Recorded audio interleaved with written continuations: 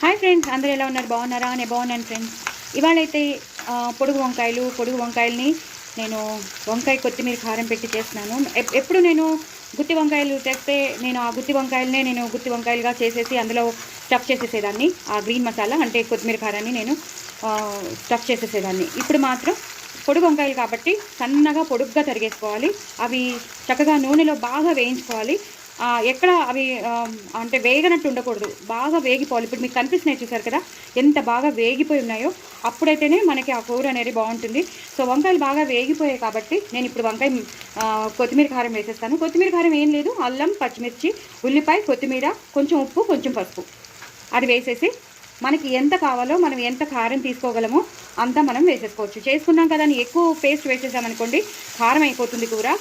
So ఎంత కావాలో మనకి ఎంత సరిపోతుందో కూరకి అంతా వేసేసుకుంటాను నేను. ఇంకొక స్పూన్ మనకి తెలిసిపోతుందండి, మనకి వంట చేసే వాళ్ళకి ఈజీగా తెలిసిపోతుంది ఎంత పడుతుంది అనేది. సో ఇది నాకు సరిపోతుందని అనిపిస్తుంది.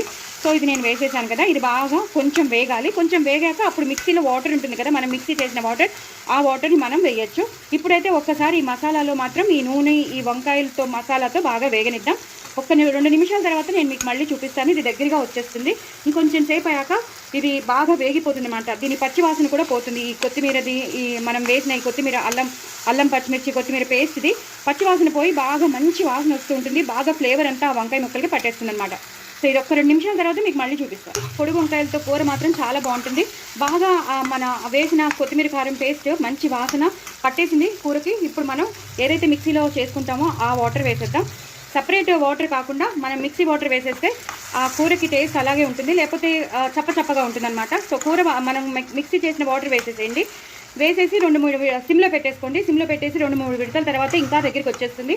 నూనె మాత్రం నేను వేసినట్టే వేయండి. వంకాయ కూర కాబట్టి కొంచెం బాగుంటుంది. వంకాయ కూరకి ఎప్పుడు నూనె కొంచెం ఎక్కువే పడుతుంది, ఎలాంటి కూర అయినా సరే.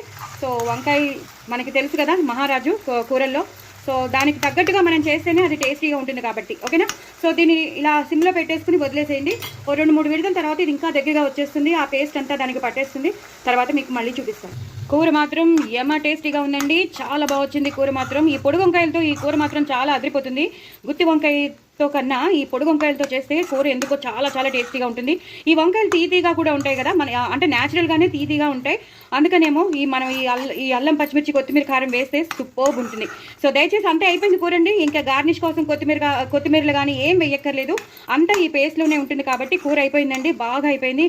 సూపర్బ్ ఉంటుంది. వేడివేడి అన్నంలో తింటే మాత్రం అదిరిపోతుంది. మరి తప్పకుండా చేసుకోండి. నా ఛానల్ని సబ్స్క్రైబ్ చేసుకోండి, సపోర్ట్ చేయండి. ఇలా చేసుకుని టేస్టీగా తినేసేయండి. చాలా చాలా బాగుంటుంది. బాయ్ అండి.